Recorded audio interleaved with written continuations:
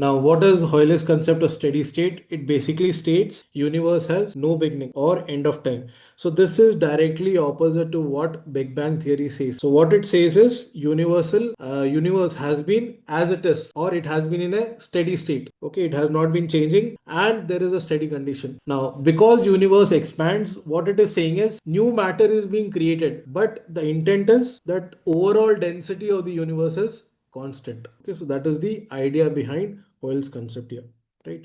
But this theory was rejected in light of Big Bang, right? Because we are observing some certain aspects which directly support Big Bang, right? So we have cosmic microwave background radiation, which directly supported the Big Bang. Similarly, the abundance of light elements, that is hydrogen, helium, lithium, they match with the Big Bang. And we have also observed that galaxies evolve with time, okay, and they are not constant.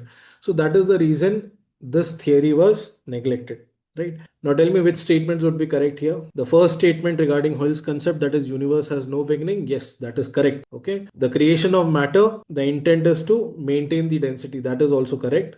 It supports the Big Bang theory, that is exactly wrong. Okay, so these two statements are correct. Fine. Different type of volcanoes are given here. You can go through it. Okay.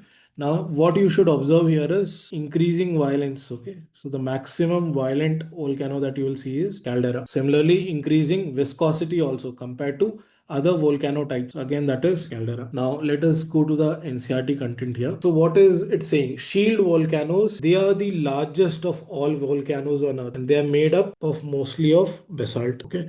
They become explosive only when we have water interacting with the vents. Whereas when we talk about composite volcanoes, it is their eruptions are relatively cooler, okay, and they basically form layers over the vent openings. Now, the third one, caldera, they are the most explosive of all the earth volcanoes. Okay, they are usually slow explosive that they tend to collapse on themselves. Okay, so when we talk about shield volcano, largest of all volcanoes, composite volcano basically forms layers, and when we talk about caldera, it is the most explosive. Fine. Now when we talk about Deccan traps, it is flood basalt provinces, that is basically volcanoes which give out lava, okay, over long distances. Okay, so the Deccan traps, the example of flood basalt provinces. And then you have mid-oceanic ridges also. Okay, match the following tectonic plate. Again, we have different plates. You're supposed to match them with there. So the first one is we have Cocos plate here, right? So that is this one. Now, what is the region which has been mentioned here? The region mentioned is between Central America and the Pacific plate. The second one is Nazca. So here now let's see where is Nazca here. So here we have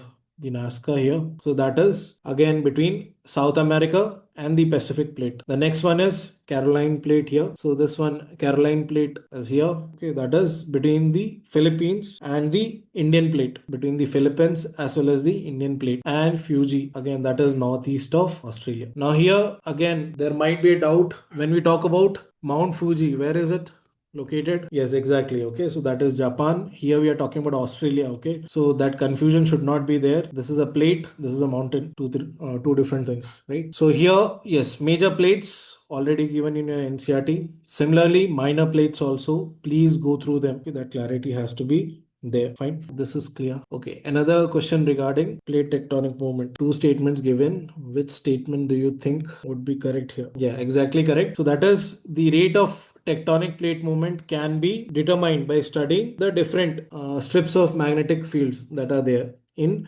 mid-oceanic ridges. So that statement is actually correct. Whereas they exhibit near uniform rate of plate movement, that is wrong. So you can see here, when we talk about the plate movement, it is Arctic ridge which has the slowest rate. This fact you are supposed to remember. Okay. Whereas the fastest rate is shown by the East Pacific rise. So we cannot definitely say they are uniform. Okay, mid-oceanic ridges have different rates of plate tectonic movement.